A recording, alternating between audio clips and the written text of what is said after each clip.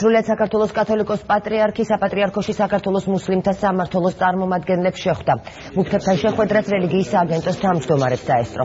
პატრიარქმა ბოლო დროს რუსეთსა და თურქეთს შორის დაძაბულ ურთიერთობაზე ისაუბრა და აღნიშნა, რომ განვითარებულ ნეგატიურ მოვლენებში რელიგიას არ აქვს კავშირი. უწმინდესმა საფრთხეების თავიდან აცილების შესაძლო საშუალებებზე ინფორმაცია დამსწრეების გამოითხოვა.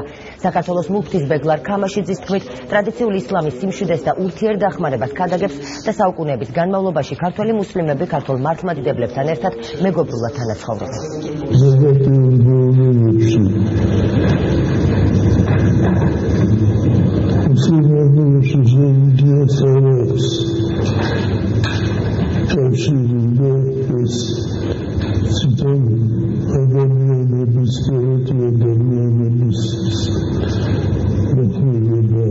ჩვენ დიდი სურვილი გვქონდა პატრიარქს შევხვედროდით, მას ვესაუბრეთ საზოგადოებრივ და საეკლესიო საკითხებზე.